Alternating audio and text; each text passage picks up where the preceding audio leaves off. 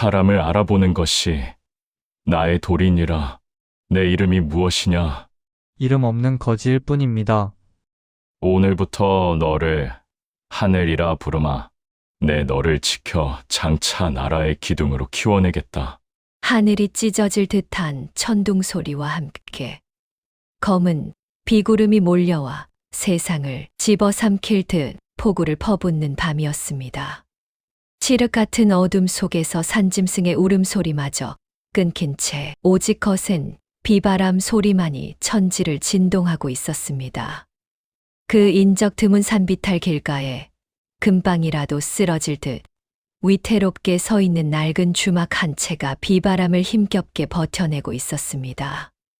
사가버린 초가지붕 처마 밑으로는 빗물이 폭포수처럼 쏟아져 내렸고 흙으로 대충 바른 벽은 군데군데 허물어져 앙상한 나무 뼈대를 드러내고 있었습니다.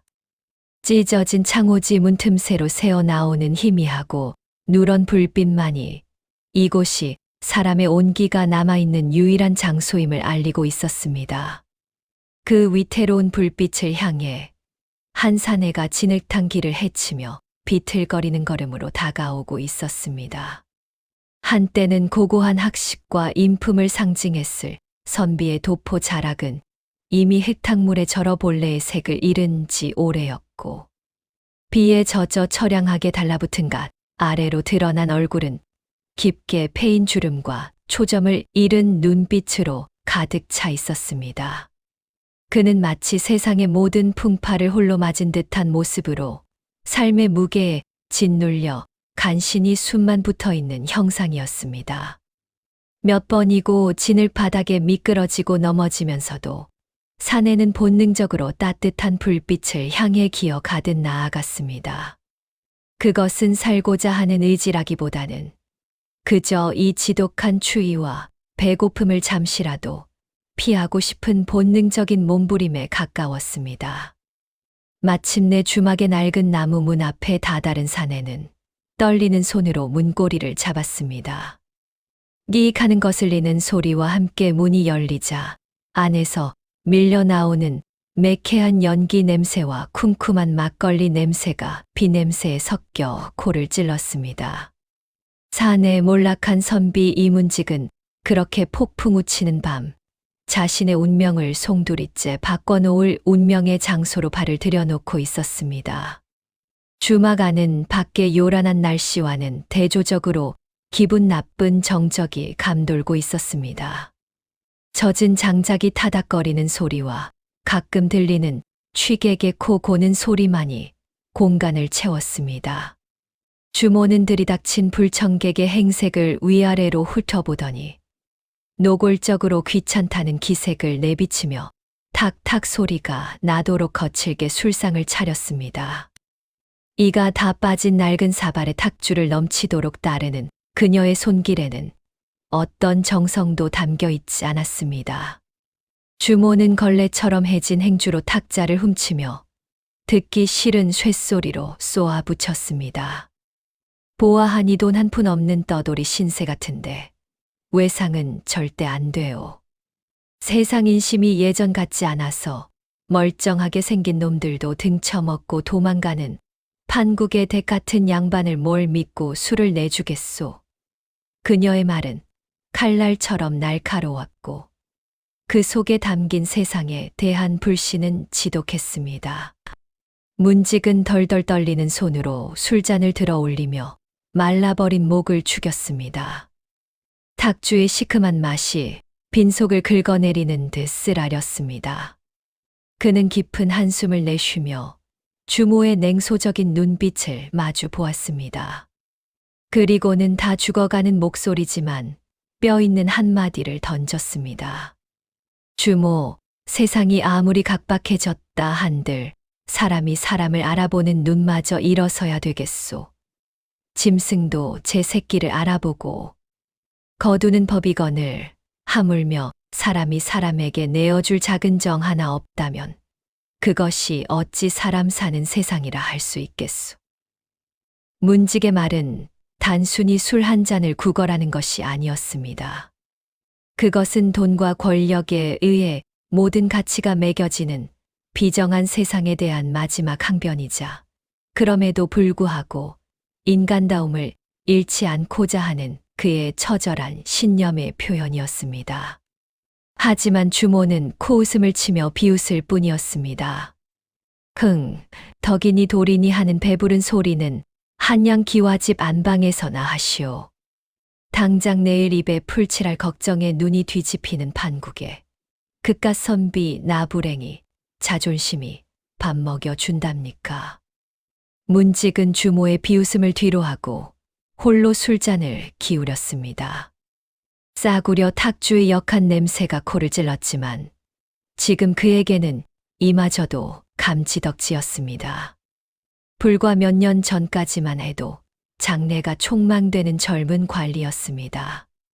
그의 집 사랑채에는 언제나 전국의 내로라 하는 학자들이 모여 학문을 논했고 곳간에는 쌀가마니가 넘쳐났습니다. 그는 세상의 부조리를 바로잡고 백성을 위한 정치를 펼치겠다는 원대한 꿈을 품고 있었습니다. 하지만 간신배들의 모함은 순식간에 그의 모든 것을 앗아갔습니다. 하루아침에 역적의 누명을 쓰고 가문은 멸문지화를 당했으며 사랑하는 가족들은 뿔뿔이 흩어지거나 죽임을 당했습니다. 겨우 목숨만 부지한 채 도망쳐 나온 그는 정처 없이 세상을 떠돌며 하루하루를 연명하는 비참한 신세로 전락하고 말았습니다. 술기운이 오르자 지난날의 영화와 사무치는 억울함이 주마등처럼 스쳐 지나갔고 그의 눈시울은 붉게 달아올랐습니다. 내 어찌하다 일이 되었는가.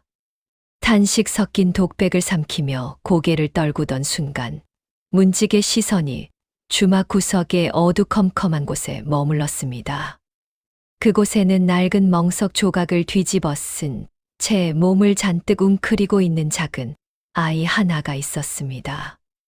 얼굴은 숯검댕이와 오물로 뒤덮여 형체를 알아보기 힘들었고 앙상하게 마른 몸은 영양실조로 배만 볼록 튀어나와 있었습니다.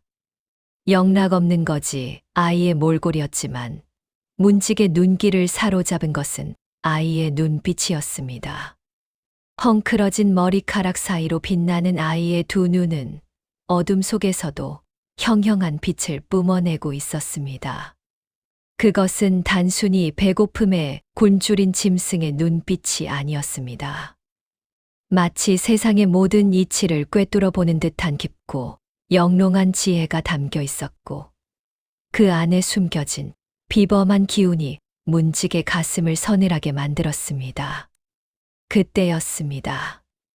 쾅 하는 굉음과 함께 주막의 낡은 문짝이 부서질 듯 열리더니 비바람과 함께 험상궂은 사내들이 들이닥쳤습니다. 관아의 포졸들이었습니다. 물에 젖은 육모방망이를 휘두르며 들어선 그들의 등장에 졸고 있던 취객들은 화들짝 놀라 구석으로 몸을 숨겼고 주모는 비명을 질렀습니다. 이놈이 분명 여기 숨어들었다는 첩보가 있었다. 쥐새끼 같은 놈 썩 나오지 못할까. 우두머리로 보이는 포졸이 고래고래 고함을 지르며 주막 안을 이 잡듯이 뒤지기 시작했습니다. 그들의 살기등등한 눈빛은 곳 구석에 숨어있던 아이에게로 향했습니다. 찾았다. 이 역적의 씨앗. 포졸 하나가 다짜고짜 아이의 덜미를 잡아 채 거칠게 끌어냈습니다. 아이는 비명 한 번 지르지 못하고 질질 끌려 나오면서도 품에 안고 있던 무언가를 필사적으로 놓지 않으려 발버둥 쳤습니다. 거지 아이의 품에 있기에는 너무나도 어울리지 않는 고귀한 학문이 담겨 있을 법한 책이었습니다. 이거 놔라. 이거 놓으란 말이다. 아이가 처음으로 입을 열어 악을 쓰며 저항했지만 어른의 힘을 당해낼 재간은 없었습니다. 포졸의 무자비한 손길에 아이는 바닥에 내동댕이 쳐졌고 품에 있던 서책이 문직의 발치로 미끄러져 왔습니다. 문직은 얼떨결에 책을 집어들었습니다. 펼쳐진 책장 사이로 언뜻 보이는 글귀들과 책 표지에 새겨진 기이한 문양은 이 책이 결코 평범한 물건이 아님을 직감하게 했습니다. 그때 바닥에 쓰러진 아이가 고개를 들어 문직을 바라보았습니다. 공포에 질린 아이의 눈빛은 절박하게 문직에게 도움을 청하고 있었습니다. 살려주세요. 소리 없는 외침이 문직의 심장을 강타했습니다. 그것은 단순한 구조 요청이 아니었습니다. 그것은 멸문당한 가문의 마지막 희망을 지키려는 처절한 몸부림이자 자신을 알아봐 줄 단 한 사람을 향한 간절한 호소였습니다. 순간 문직의 머릿속은 하얗게 변해버렸습니다. 심장이 미친 듯이 요동치고 식은땀이 등줄기를 타고 흘러내렸습니다. 역적의 씨앗이라는 포졸의 외침이 귓가에 맴돌았습니다. 이 아이를 돕는다는 것은 곧 자신 또한 역적의 무리로 몰려 목숨을 부지하기 어렵다는 것을 의미했습니다. 이미 한 번의 영모 사건으로 모든 것을 잃고 도망자 신세가 된 그에게 또다시 그런 위험을 감수할 여력은 남아있지 않았습니다.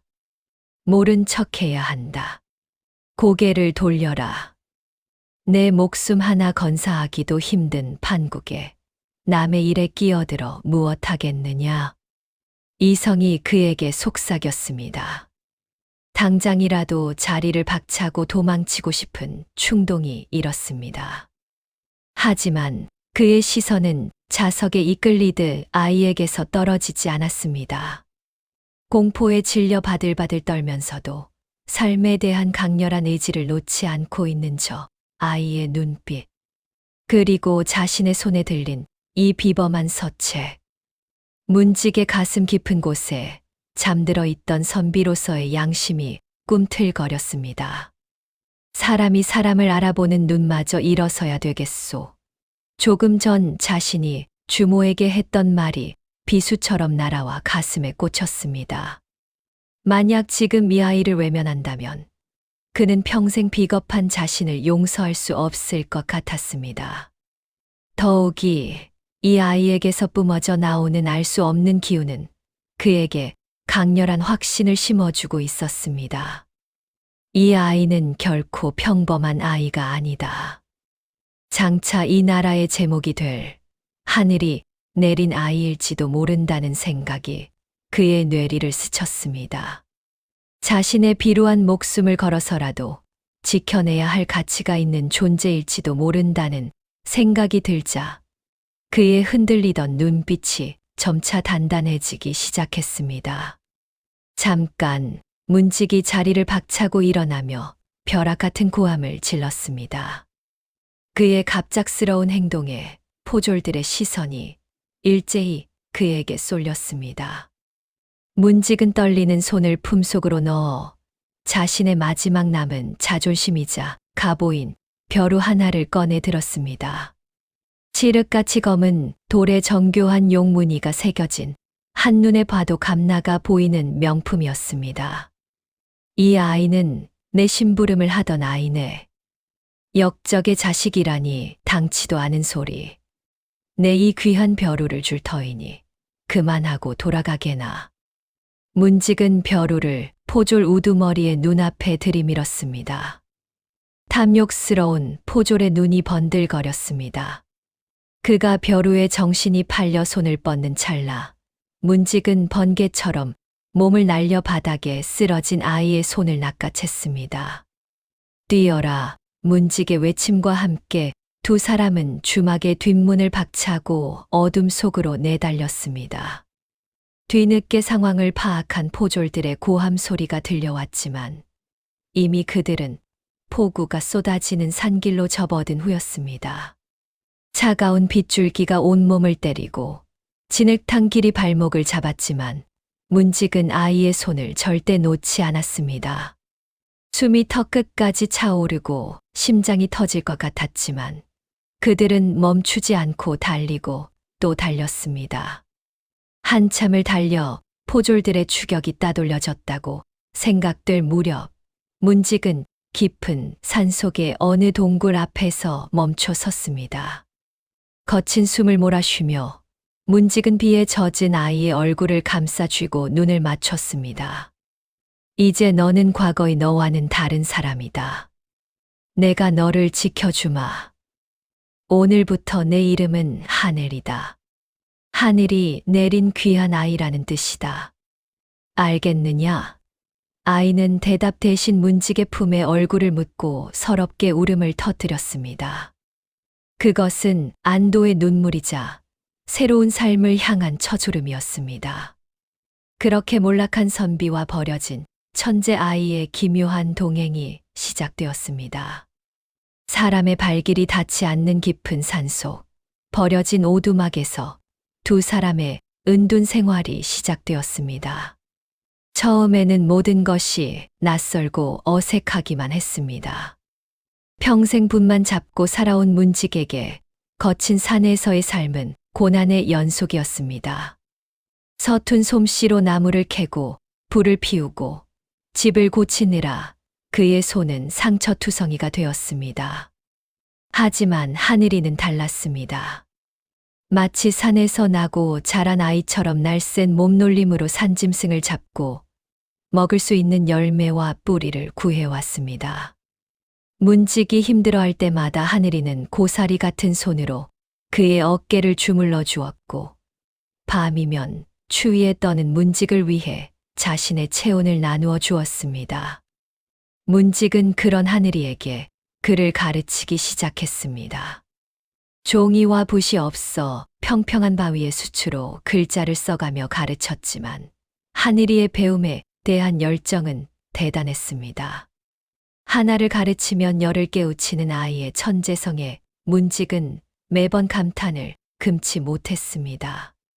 하늘아, 글을 배우는 것은 단순히 지식을 쌓는 것이 아니다.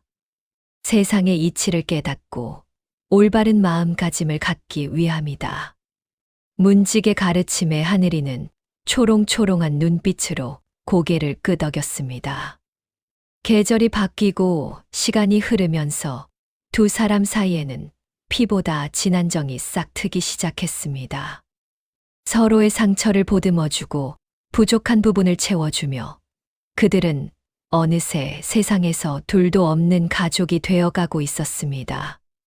문직에게 하늘이는 잃어버린 자식을 대신하는 존재이자 삶의 새로운 희망이었고, 하늘이에게 문직은 태어나 처음으로 느껴보는 아버지의 따뜻한 사랑 그 자체였습니다. 험한 산속 생활이었지만 그들의 오두막에는 늘 웃음꽃이 피어났고 서로를 바라보는 눈빛에는 깊은 신뢰와 애정이 가득했습니다. 하늘이의 비범함은 산골 마을에도 조금씩 알려지기 시작했습니다. 처음에는 그저 산에 사는 불쌍한 부자라 여기며 먹을 것을 나눠주던 마을 사람들이 어느 순간부터 하나둘씩 하늘이를 찾아와 고민을 털어놓기 시작했습니다. 이복의 하늘 도령, 옆집 김 씨가 내 땅을 침범해서 농사를 짓는데 이걸 어찌해야 좋겠나. 하늘아, 올해 가뭄이 심해서 논에 물을 댈 수가 없는데 무슨 좋은 수가 없겠느냐? 어른들도 해결하기 힘든 복잡한 문제들을 어린 하늘이는 놀라울 정도로 명쾌하게 해결해 주었습니다. 마을의 지형과 물기를 꿰뚫어 보고 새로운 수로를 제안하는가 하면 복잡한 셈법을 적용하여 토지 분쟁을 공평하게 조정해 주기도 했습니다. 심지어 지나가던 박물장수가 가져온 두꺼운 서책을 한번 훑어보는 것만으로 내용을 전부 외워버려 사람들을 경악하게 만들기도 했습니다. 하늘이의 입에서 나오는 말들은 하나같이 이치에 맞고 지혜로워서 마을 어른들은 혀를 내두르며 감탄했습니다. 저 아이는 보통 아이가 아니야. 산신령이 점지해 준 아이가 분명해. 그렇고 말고 장차 나라시를 할 큰 인물이 될 상이야. 사람들 사이에서 산속의 신동에 대한 소문은 꼬리에 꼬리를 물고 퍼져나갔습니다. 문직은 그런 하늘이의 모습을 보며 가슴 벅찬 자부심을 느꼈습니다. 자신의 눈이 틀리지 않았음을, 이 아이가 자신이 생각했던 것보다 훨씬 더 대단한 존재임을 확인할 때마다 기쁨의 눈물을 흘렸습니다. 하지만 한편으로는 커져가는 소문이 혹여나 화를 불러오지는 않을까 하는 불안감이 그의 마음 한구석에 그림자처럼 드리워졌습니다. 우려는 현실이 되었습니다. 산속의 신동에 대한 소문은 결국 한양의 권력자 귀에까지 들어가게 되었고, 그 중에는 과거 문직을 모함하여 몰락시킨 장본인인 탐관오리 조 대감도 있었습니다. 어느 날 화려한 비단옷을 입고 수하들을 거느린 조 대감이 산속 오두막에 나타났습니다. 그는 문직을 보자마자 비열한 웃음을 흘리며 아는 체를 했습니다. 이게 누구신가? 한때 잘 나가던 이문직 대감 아니신가? 이런 산골 구석에 숨어 지내고 있을 줄이야. 문직은 치밀어 오르는 분노를 억누르며 차갑게 물었습니다. 여긴 어인일이시오. 더 이상 내게 빼앗아 갈 것도 없을 터인데. 조 대감은 음흉한 눈빛으로 하늘이를 곁눈질하며 본색을 드러냈습니다. 내 자네의 그 뛰어난 양자 녀석에 대한 소문을 듣고 왔네. 듣자 하니 신동이라더군. 그는 품에서 두툼한 돈주머니와 함께 문직의 신원을 복원시켜 주겠다는 내용이 담긴 거짓 문서를 꺼내 보였습니다. 거래를 하나 하지. 내 아들 녀석이 이번에 과거 시험을 보는데 머리가 영 시원찮아서 말이야. 자네 양자가 내 아들 대신 시험을 좀 봐줘야겠네. 대리시험, 차수를 해달라는 말일세. 그것은 명백한 불법이자 선비로서의 양심을 팔라는 더러운 제안이었습니다. 성공만 한다면 자네의 죄를 사면해주고 예전의 지위와 재산을 모두 돌려주겠네. 이 산골에서 썩기에는 너무 아까운 재주 아닌가. 조 대감의 달콤한 유혹은 문직의 가장 약한 부분을 파고들었습니다. 다시 예전의 삶으로 돌아갈 수 있다는 희망, 하늘이에게 더 좋은 환경을 만들어 줄 수 있다는 욕심이 순간 그의 마음을 흔들었습니다. 하지만 하늘이의 맑은 눈망울을 보는 순간 문직은 정신이 번쩍 들었습니다. 더러운 수작질은 집어치우시오. 내 비록 몰락하여 산짐승처럼 살고 있을지언정 자식에게 부끄러운 아비가 될 생각은 추호도 없소이다. 문직의 단호한 거절에 조 대감의 얼굴이 일순간 일그러졌습니다. 이놈이 호의를 베풀었더니 감히. 그는 문직의 멱살을 잡고 낮게 으르렁거렸습니다. 좋게 말로 할 때 듣는 것이 좋을 것이야. 내 놈이 거두어 키운 그 녀석, 진짜 정체가 뭔지 모를 줄 아느냐. 역적의 자식, 그 씨앗을 감싸고 돈 죄가 얼마나 큰지 알고나 떠드는 게냐. 조 대감의 입에서 나온 말은 청천벽력과도 같았습니다. 그가 하늘이의 정체를 알고 있었다니. 문직의 얼굴이 사색이 되었습니다. 내 놈뿐만 아니라 저 녀석 목숨까지 내 손바닥 안에 있다는 걸 명심해라. 당장 내 제안을 받아들이지 않으면 두 놈 다 영모죄로 묶어 능지처참을 당하게 해줄 테니. 조 대감은 섬뜩한 협박을 남기고 돌아갔습니다. 그날 이후 평화롭던 산속 생활은 지옥으로 변했습니다. 조 대감의 사주를 받은 마을 사람들이 하나둘씩 문직과 하늘이를 감시하기 시작했습니다. 어제까지만 해도 웃으며 인사를 나누던 이웃들이 이제는 현상금에 눈이 멀어 그들을 밀고 할 기회만 엿보고 있었습니다. 저 사람들이 역적 모의를 한다며 저 아이가 사실은 귀신 들린 아이라면서 근거 없는 흉흉한 소문들이 나돌았고 사람들의 시선은 점점 더 차갑고 적대적으로 변해갔습니다. 산속 어디에도 안전한 곳은 없었습니다. 밤마다 들려오는 부스럭 소리에도 화들짝 놀라 잠을 설치기 일쑤였고 언제 관아의 포졸들이 들이닥칠지 모른다는 공포감이 두 사람의 숨통을 조여왔습니다. 운명의 밤은 예고도 없이 찾아왔습니다. 깊은 밤 요란한 횃불 소리와 함께 조대감의 사병들이 오두막을 급습했습니다. 놈들을 잡아라. 하나도 남김없이 쓸어버려. 사병들은 다짜고짜 문직과 하늘이를 끌어냈습니다. 문직은 필사적으로 저항했습니다. 이놈들 무슨 짓이냐. 하늘아 도망쳐라. 어서. 그는 사력을 다해 사병들에게 달려들었지만 중과부적이었습니다. 무자비한 몽둥이질의 문직은 피투성이가 되어 바닥에 쓰러졌습니다. 흐릿해지는 의식 속에서 그는 하늘이가 사병들에게 질질 끌려가는 모습을 보았습니다. 아버지, 아버지, 살려주세요. 하늘이의 처절한 비명이 산골짜기를 메아리 쳤습니다. 문직은 땅을 기어서라도 아이를 잡고 싶었지만 몸이 말을 듣지 않았습니다. 사병들은 오두막에 불을 질렀습니다. 두 사람이 함께 쌓아온 추억이 깃든 보금자리가, 하늘이가 그토록 아끼던 서책들이 시뻘건 불길 속으로 사라져 갔습니다. 모든 것이 끝났습니다.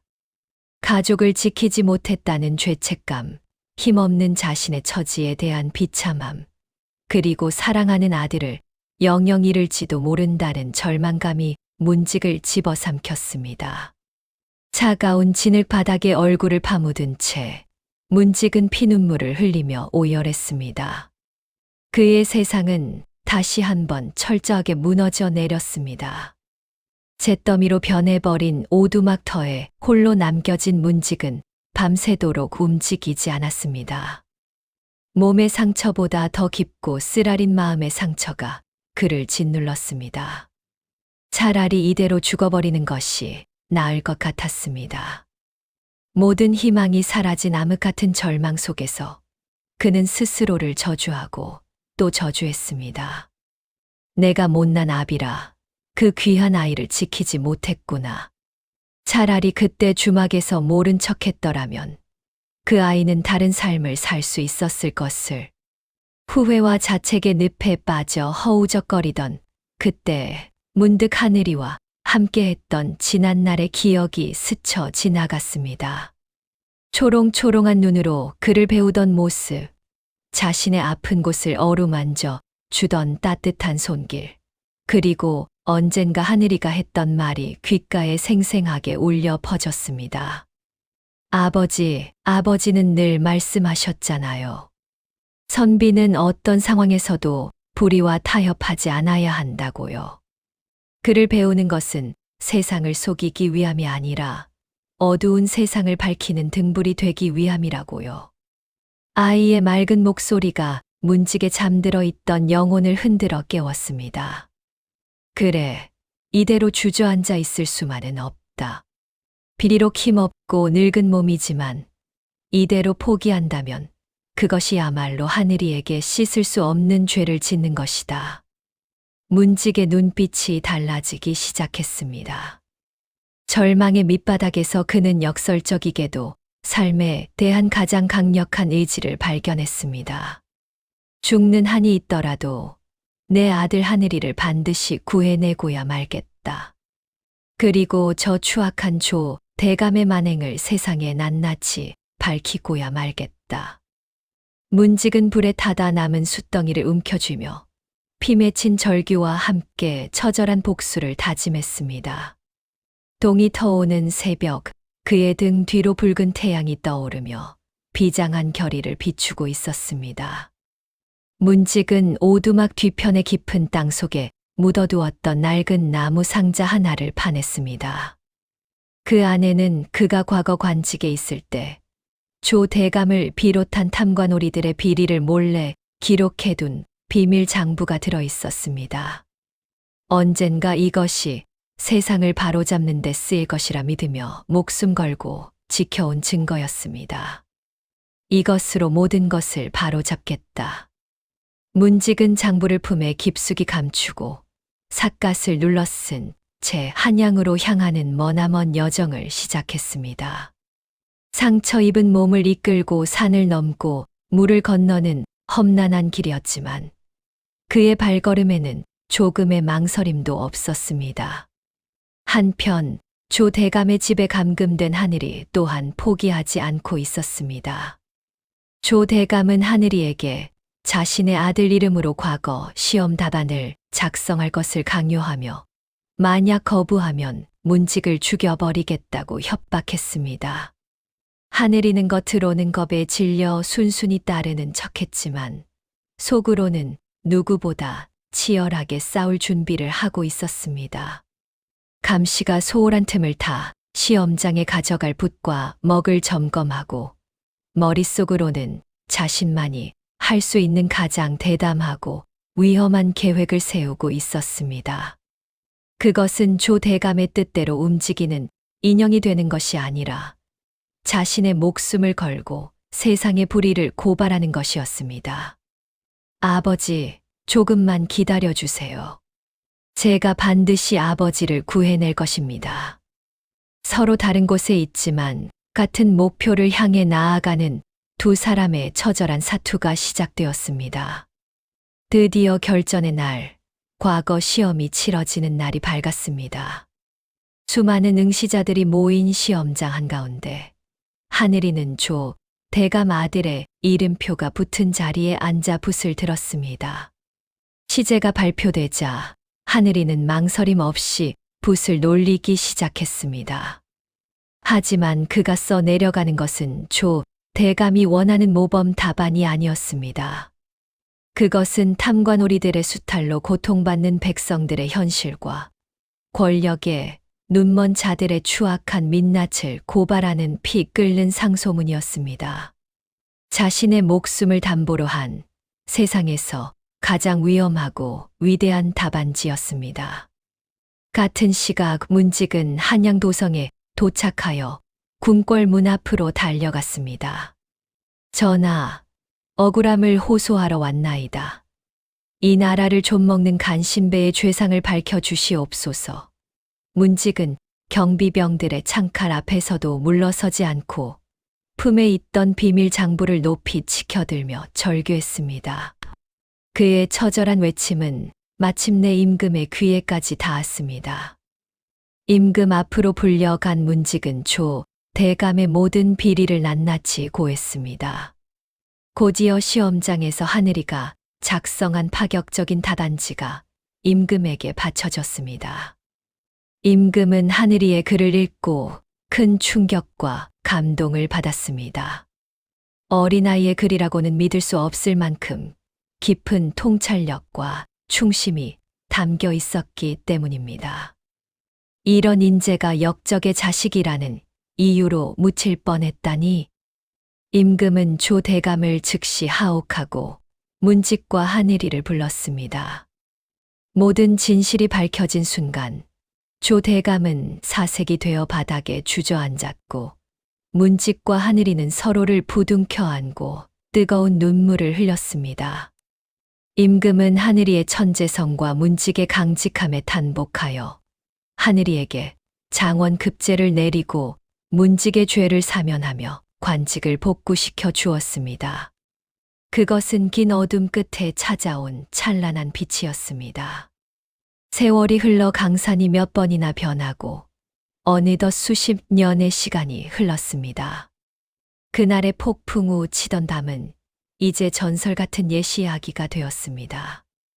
따사로운 햇살이 비추는 어느 화창한 봄날, 한때는 쓰러져 가던 그 낡은 주막 자리에 번듯한 기와집 주막이 들어서 있었습니다.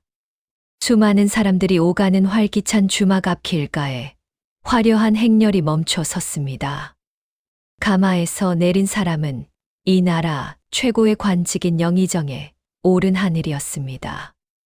위엄 있는 풍채와 인자한 눈빛을 가진 중년의 사내가 된 그는 주막 앞 평상에 앉아 자신을 기다리고 있는 백발의 노인을 향해 걸어갔습니다. 세월의 무게에 허리가 굽고 얼굴에는 검버섯이 피었지만 노인의 눈빛만은 여전히 따뜻하고 깊었습니다. 바로 문직이었습니다. 하늘이는 입고 있던 관복의 소매를 걷어올리고 흙바닥에 넙죽 엎드려 노인에게 큰 절을 올렸습니다. 그 모습에 주막에 있던 모든 사람들이 하단 일을 멈추고 경건하게 지켜보았습니다. 아버님, 소자 하늘이 문안 인사 올립니다. 그동안 평안하셨습니까? 하늘이의 목소리에는 한없는 존경과 감사가 담겨 있었습니다. 문직은 떨리는 손으로 하늘이의 손을 맞잡으며 환하게 웃었습니다. 오냐, 내 아들아. 장하고 또 장하구나. 내가 이 나라의 큰 기둥이 되었으니 내 이제 죽어도 여한이 없다다. 두 사람의 맞잡은 두 손 위로 따뜻한 햇살이 쏟아져 내렸습니다. 아무것도 가진 것 없던 몰락한 선비와 버려진 거지. 아이가 만나 만들어낸 기적 같은 이야기는 그렇게 세상에서 가장 아름다운 모습으로 완성되었습니다.